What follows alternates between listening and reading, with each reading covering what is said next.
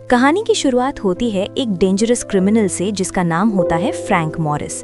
Frank Morris कोई आम चोर नहीं होता, बल्कि एक ऐसा आदमी होता है जो अपनी जिंदगी में कई जेल से भाग चुका होता है। इसी वजह से पुलिस उसे दुनिया की सबसे सिक्योर जेल भेजने का फैसला करती है, जिसका नाम है अल्काट्राज़ फेडरल पेनिटेंशियरी। दोस्तों, आप देख रहे हैं सिल्वर स्क्रीन कहानियां।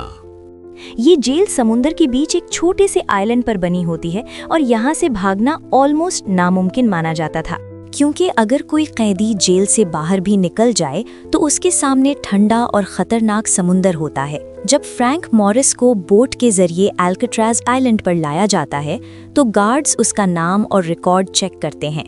उन्हें पता होता है कि फ्रैंक पहले भी कई बार जेल तोड़ चुका है, इसलिए उसके साथ यहाँ एक्स्ट्रा सख्ती की जाती है।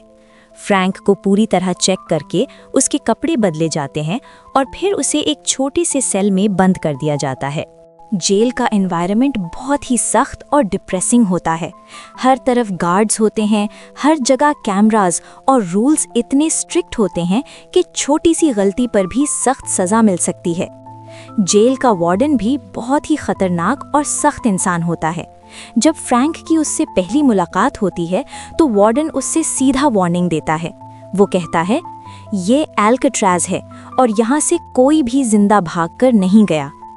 वार्डन फ्रैंक को क्लियर कर देता है कि अगर उसने यहाँ कोई शरारत करने की कोशिश की तो उसका अंजाम बहुत बुरा होगा। फ्रैंक बस हल्का सा मुस्कुराता है और चुपचाप वहाँ से चला जाता है। लेकिन असल में फ्रैंक के दिमाग में पहले ही दिन से एक ही प्लान चल रहा होता है, जेल से भागना। अगली सुबह जेल की बेल बजती है और सब प्रिजनर्स को ब्रेकफास्ट के लिए लाइन में खड़ा होना पड़ता है। यहाँ फ्रैंक की मुलाकात कुछ नए कैदियों से होती है। उनमें से एक होता है लिटमस, जो थोड़ा अजीब सा आदमी होता है और अक्सर अपने साथ एक छोटा सा माउस रखता है। लिटमस अपना खाना खुद नहीं खाता, बल्कि उस माउस को खिला देता है। फ्रैंक को ये देखकर हैरानी होती है, लेकिन धीरे धीरे वो समझने लगता है कि अल्काट्राज़ जैसी जगह पर लोग अपना होश संभालने के लिए अजीब आदतें बना लेते हैं। इसी जेल में एक और डेंजरस कैदी होता है जिसका नाम होता है वुल्फ। वुल्फ का नेचर बहुत वायलेंट होता है और वो अक्सर नए प्रिजनर्स को तंग करता है। एक दिन बाथरूम में वुल्फ फ्रैंक को परेशान करने लगता है, लेकिन फ्रैंक डरने वाला आदमी नहीं होता। दोनों के बीच जबरदस्त फाइट हो जाती है और फ्रैंक वुल्फ को बुरी तरह पीट देता है। इस फाइट के बाद जेल के काफी प्रिजनर्स फ्रैंक से इम्प्रेस हो जाते हैं। कुछ दिन बाद फ्रैंक को जेल की लाइब्रेरी में काम मिल जाता है। यहाँ उसकी मुलाकात एक और कैदी से होती है जिसका नाम होता है इंग्लिश। इंग्लिश जेल का पुराना प्रिजनर होता है और उसे जेल के हर कोने और हर रूल का पता होता है। फ्रैंक धीरे धीरे उससे दोस्ती कर लेता है। इसी दौरान फ्रैंक की मुलाकात एक और इंटरेस्टिंग आदमी से होती है जिसका नाम होता है डॉक। डॉक एक पेंटर होता है जो जेल में पेंटिंग्स बनाता रहता है। वो फ्रैंक को बताता है कि अगर वो पेंटिंग ना करे तो शायद वो पागल हो जाए। इस जेल में रहना किसी भी इंसान के दिमाग को खराब कर सकता है। फ्रैंक को यहाँ का हर रूल और हर रूटीन याद होने लगता है और वो धीरे धीरे एक चीज नोटिस करता है, हर जेल सिस्टम में कोई ना कोई वीकनेस जरूर होती है और फ्रैंक का प्लान भी यहीं से शुरू होता है।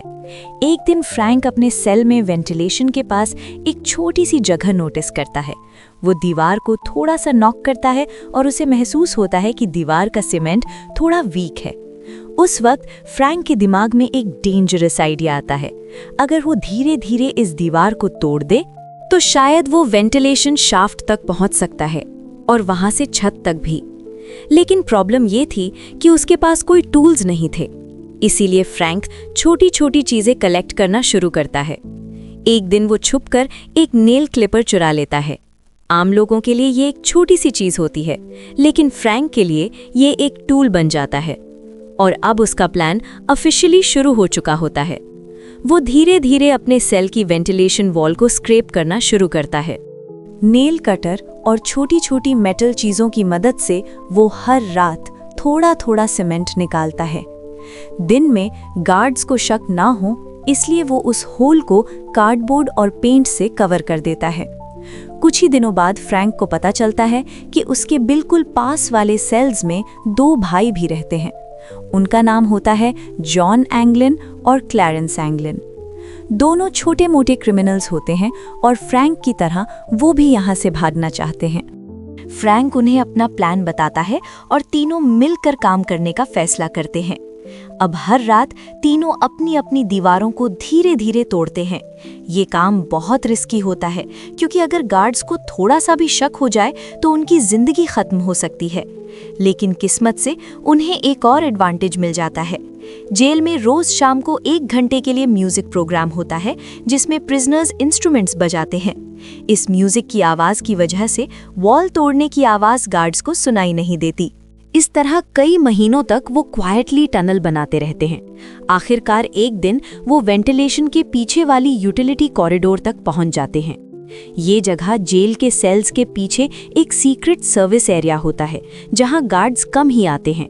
अब फ्रैंक को समझ आ जाता है कि उनका प्लान काफी हद तक सक्सेसफुल हो सकता है। लेकिन अब सबसे बड़ा चैलेंज होता है गार्ड्स को धोखा देना, क्योंकि हर रात गार्ड्स सेल्स चेक करते हैं। अगर बेड्स खाली मिले तो तुरंत अलार्म बज जाएगा। इसीलिए फ्रैंक एक और ब्रिलियंट आइडिया सोचता है। वो डमी हेड्स बनाता है। तीनों प्रिजनर्स सोप, पेपर और सीमेंट की मदद से फेक हेड्स बनाते हैं। फिर जेल के बार्बर शॉप से छुपकर असली बाल लेकर उन हेड्स पर लगा देते हैं। अब वो बिल्कुल असली इंसान जैसे लगते हैं। रात को वो डमी हेड्स बेड्स पर रख देते हैं और ब्लैंकेट से कवर कर देते हैं। दूर से देखने पर गार्ड को लगता है कि प्रिजनर सो रहा है। इसी दौरान फ्रैंक एक और इम्पोर्टेंट काम करता है। वो रेनकोट्स कलेक्ट करता है। लगभग 50 रेनकोट्स चुराकर वो उनसे एक राफ्ट और लाइफ जैकेट्स बनाता है। ये राफ्ट उन्हें समुद्र क्रॉस करने में मदद करेगी। अब प्लान ऑलमोस्ट रेडी हो चुका होता है। बस एक सही रात का इंतजार होता है। आखिर वो रात आ ही जाती है।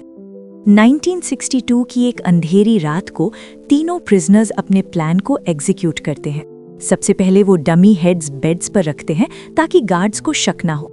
फिर वो वेंटिलेशन होल से क्रॉल करके यूटिलिटी कॉरिडोर में पहुंच जाते हैं। यहाँ से वो पाइप्स और लैडर्स की मदद से जेल की छत तक पहुंचते हैं। ये काम बहुत डेंजरस होता है क्योंकि अगर कोई गार्ड सर्चलाइट से उन्हें देख ले तो सब खत्म हो सकता है। लेकिन किस्मत उनका साथ देती है। तीनों क्वाइटली छत क्रॉस करते हैं और फिर एक पाइप के जरिए नीचे ग्राउंड तक उतर जाते हैं। अब वो जेल के आउटर फेंस तक पहुंचते हैं। फेंस क्रॉस करने के बाद वो आइलैंड के किनारे तक पहुंच जाते हैं। यहाँ वो अपनी रेनकोट वाली राफ्ट को हवा से भरते हैं और फिर तीनों प्रिजनर्स उस राफ्ट पर बैठकर ठंडे और खतरनाक समुद्र में उतर जाते हैं। सुबह जब गार्ड्स रूटीन चेक करते हैं तो पहले सब नॉर्मल लगता है। बेड्स पर प्रिजनर्स सोए हुए दिखाई देते हैं। लेकिन जब एक गार्ड फ्रैंक को जगाने की कोशिश करता है तो उसके हाथ में सिर आ जाता है और तब सबको पता चलता है कि वो सिर्फ डमी हेड था। पूरे जेल में तुरंत अलार्म बज जाता है। हर तरफ केओस मच जाता है। सर्च टीम्स समुद्र में भेजी जाती हैं। हेलीकॉप्टर्स और बोट्स उन्हें ढूंढने की कोशिश करते हैं। समंदर में कुछ चीजें मिलती हैं, जैसे एक लाइफ जैकेट और राफ्ट का टुकड़ा। अथॉरिटीज ये अनाउंस कर देती हैं कि तीनों प्रिजनर्स शायद समंदर में डूबकर मर गए हैं, लेकिन सबूत कभी क्लियर नहीं मिलता।